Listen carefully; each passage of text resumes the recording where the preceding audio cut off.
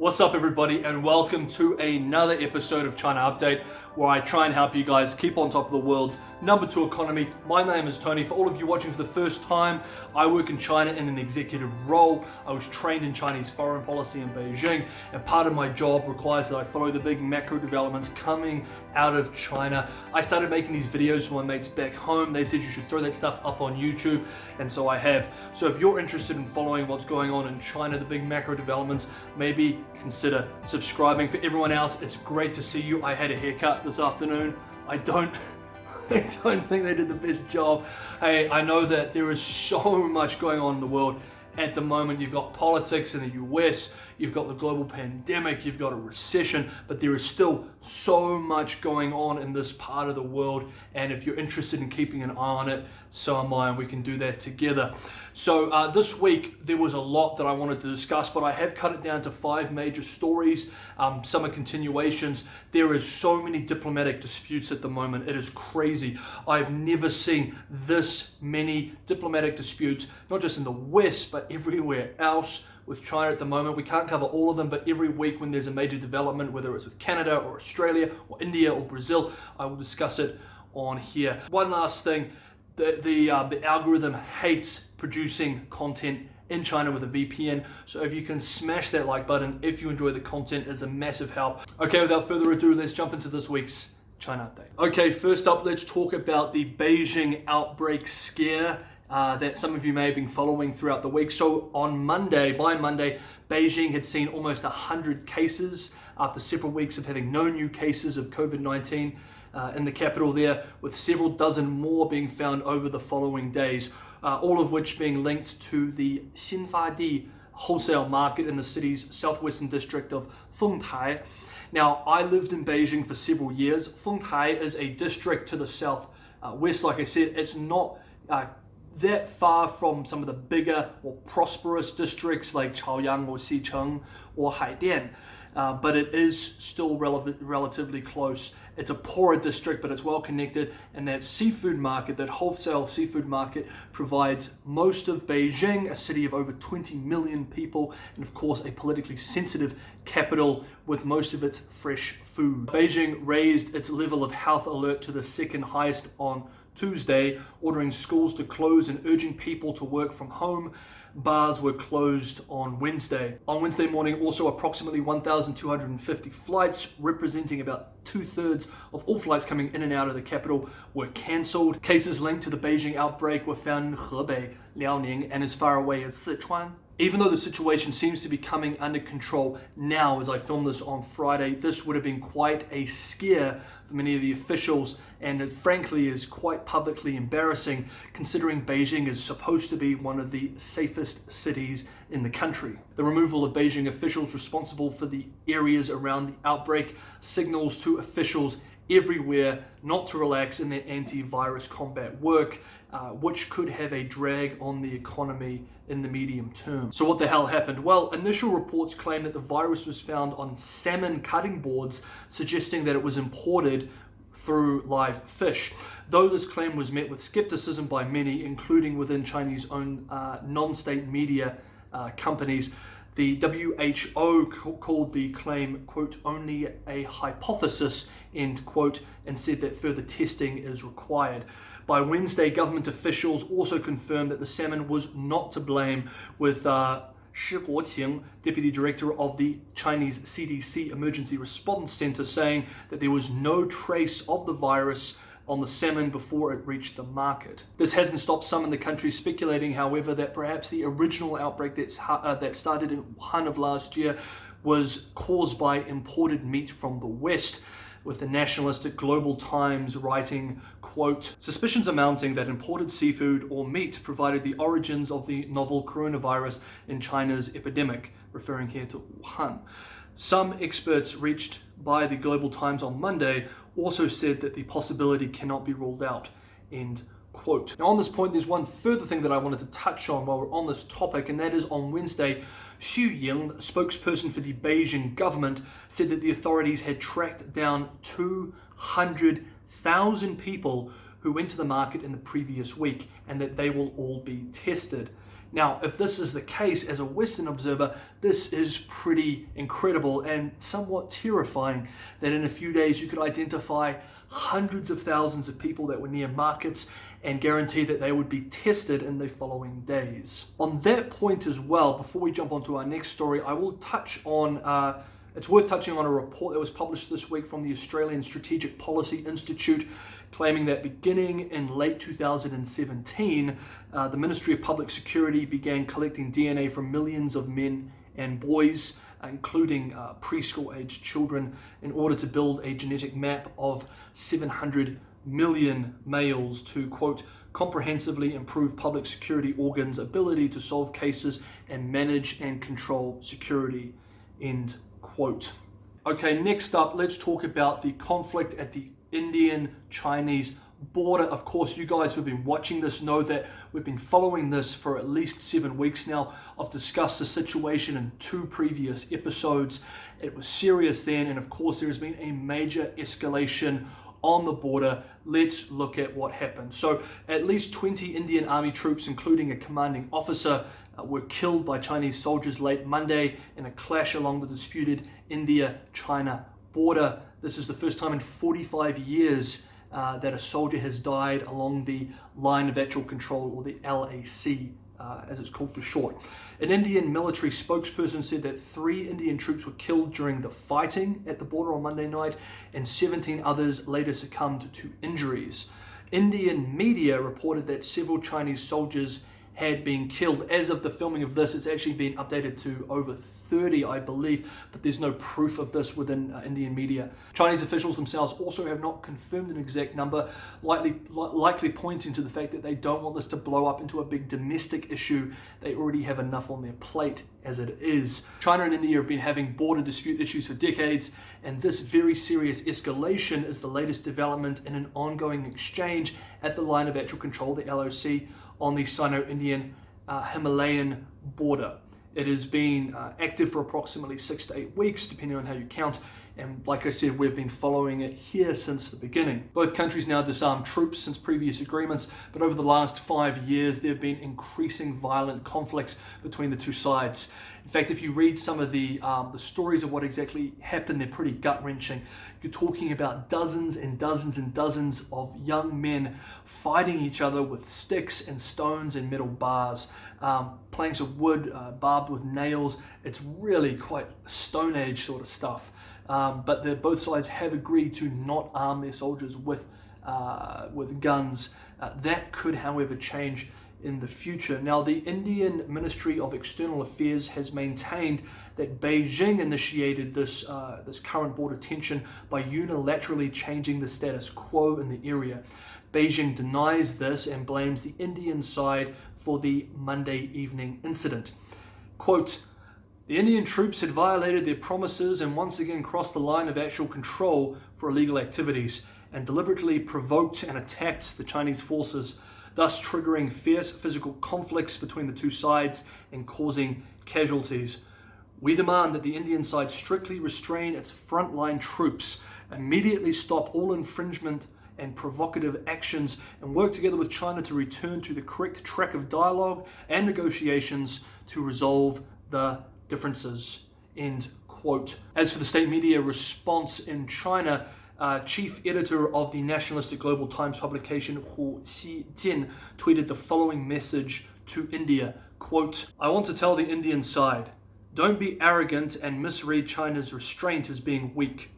China doesn't want to have a clash with India, but we don't fear it," end quote. After a few days of very limited comments, Indian Prime Minister Modi made a statement on Thursday saying, quote, "India wants peace, but if provoked, India is capable of giving a befitting reply," end quote. A well-respected senior analyst at the Carnegie Center in India, Ashley Tallis, said that China has been using these quote-unquote salami slice tactics all across its territorial periphery, and that what is happening in the LAC, line of actual control, is no different. With salami slice tactics, the idea is that you change the status quo by taking a small piece of territory or changing the situation slightly in your favor and then putting the onus on the other side to reverse the move, which is normally at a very high cost. Indeed, India does have limited options, and reversing the status quo now would involve unacceptable risk and cost.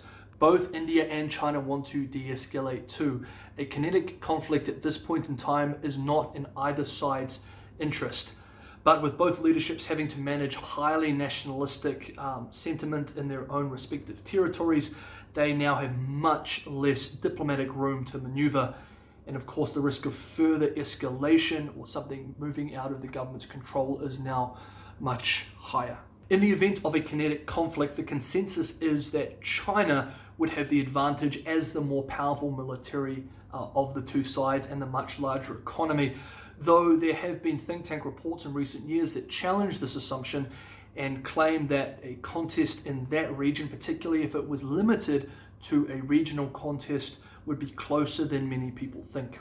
Even if there is no de-escalation and everything actually improves going into the future and India backs down, the legacy of this exchange will be an India that spends more on its defense and likely moves closer to the US and perhaps players like Vietnam, Australia, and Japan. Other nations facing similar salami slice tactics in the region will likely consider the same. Now, we don't have time here to discuss the complexities of the wider Asian security situation, but with all of this going on, for anyone who is interested in the security fault lines in the region, both in East Asia and South Asia and Southeast Asia, I would highly recommend a 2016 book called Fault Lines in a Rising Asia for a decent overview into that topic. Oh boy, it's been a big week. Let's look now at some Hong Kong updates. What's been happening at the local level in the Special Administrative of Region, what's been happening in the mainland with this new national security legislation that was passed by the National People's Congress at the Quanguo Lianghui,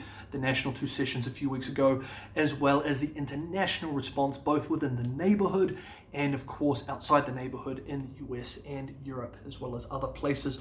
On Monday, in an effort to calm fears, Deng Zhonghua, Deputy Director of the Hong Kong and Macau Affairs Office, which is in Beijing, said at a special seminar in Shenzhen, which is very far from Beijing, it's across from Hong Kong, that cases prosecuted under the controversial national security law would be rare and they would still be prosecuted according to the rule of law as upheld in Hong Kong. He also said in another statement to reporters on Wednesday that the national security law would not be retroactive. Also on Monday, Secretary for Security John Lee said to reporters that the new police unit his office was creating to implement the Special Administrative Region national security law would have to keep its operations secret for national security purposes as per the law. You know, we have a name in English for police units that are secret. It was also reported earlier this week that the EU Parliament is considering passing a resolution calling for China to be taken to the International Court of Justice for breaching its obligations under the Sino-British Joint Declaration and the International Covenant on Civil and Political Rights. Of course, the International Court of Justice has no teeth, and this is more a diplomatic or a political move than anything else. On Wednesday, the Hong Kong SAR Chief Executive Carrie Lam urged opponents of Beijing's national security law to stop smearing the effort, to use her words, saying that those who did were, quote, the enemy of the people, end quote. The same day, National People's Congress Standing Committee member Tan Yo-chung, sorry, I can't speak Cantonese, I can only speak Mandarin, Mr. Tan confirmed that extradition to the mainland would be lawful under the new law. Now, you'll remember, of course, that the spark that started the Hong Kong protests last year was the attempt of the local legislative branch to pass a controversial law allowing for extradition to the mainland. Under this also very controversial national security law passed by the National People's Congress, extradition, according to Mr. Tan, would be lawful under this law too. On Thursday, under the leadership of Japan, the G7 foreign ministers released a joint statement on the Hong Kong national security law, the proposed Hong Kong national security law, including the following, quote, China's decision is not in conformity with the Hong Kong Basic Law and its international commitments under the principles of the legally binding UN-registered Sino-British Joint Declaration. The proposed national security law would risk seriously undermining the one country, two systems principle and the territory's high degree of autonomy. It would jeopardize the system which has allowed Hong Kong to flourish and made it a success over many years. End quote. Also this week, it was reported that Hong Kong's jobless rate rose to its highest point in 15 years at just under 6%. And while we're talking about the economy, let's jump across the border to the mainland and talk about some of the data that has come out this week with the mainland economy. So the National Bureau of Statistics released China's official May economic data on Monday. Industrial output rose 4.4% from a year earlier. Retail sales fell 2.8% compared to a projected 2.3% drop.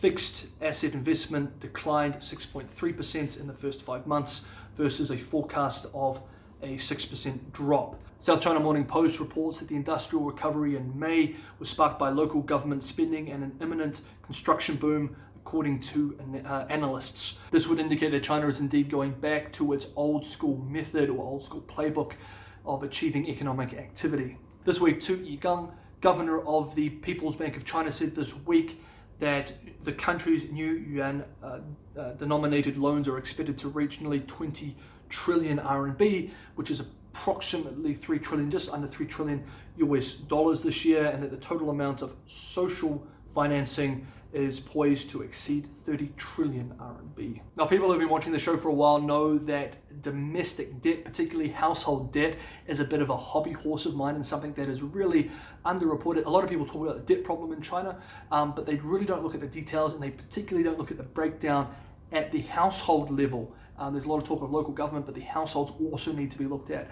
A lot of people actually believe still that the Chinese are big savers, but actually they're the most indebted, some of the most indebted households in the world, with household debt-to-income ratios higher than the United States, almost some of the highest in the developed world if it was a developed country, and total credit card debt is now bigger than the United States. And of course, the United States are the kings and queens of credit card debt, so this is quite a development. Well, this week also it was reported that total delinquent consumer loan receivables could reach 2.8 trillion RMB, about $400 billion, up 14% from last year and more than doubling over the last 5 years. Economists from the beautiful seaside town of Qingdao in Shandong province wrote a piece this week warning of extreme housing inaffordability as a primary barrier to increasing household consumption and thus sustainable economic performance, saying, quote, a reasonable house price should be 3 to 6 times the median household income. That means that a family with an average income can buy a house with 3 to 6 years annual income, and I think they mean before tax here. The house price to income ratio in China is above 50 in first tier cities and 30 to 40 in third and fourth tier cities. End quote. I actually looked into this and I found in the most expensive suburb in Vancouver, this number was 9.1. Okay, last but not least, let's talk about EU-China relations and some of the developments that have happened in the relationship over the last week. This week, Germany has signaled that it will push for a tougher EU line towards China, adding language to a draft document that would see a stronger demand for, quote, reciprocity and a new emphasis on, quote, values. Reciprocity was the language that was used by a lot of American companies in the lead up to the trade war in 2017-2018. The draft document includes, quote, the China policy of all EU institutions and member states should be united and balanced and oriented towards long-term common EU interests and values, end quote. It's reported that the use of the word values here is a sign that the EU will have a greater emphasis on things like human rights and democracy, themes like this in the China relationship. The European Union also plans to set up a bilateral dialogue with the United States to deal with China's, quote, growing assertiveness, end quote, according to the EU foreign policy chief after speaking with US Secretary of State Pompeo on Monday.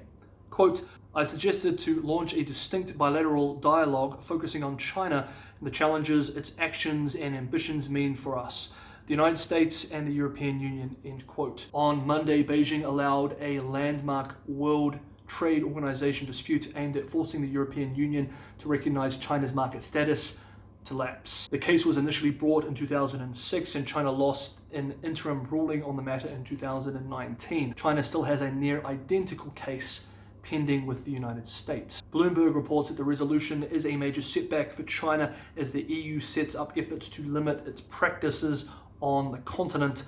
On the same day that China allowed the dispute to lapse, the EU announced that it would block Beijing's subsidies to exporters.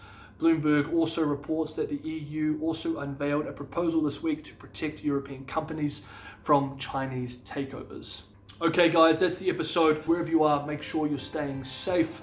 I will see you all next week.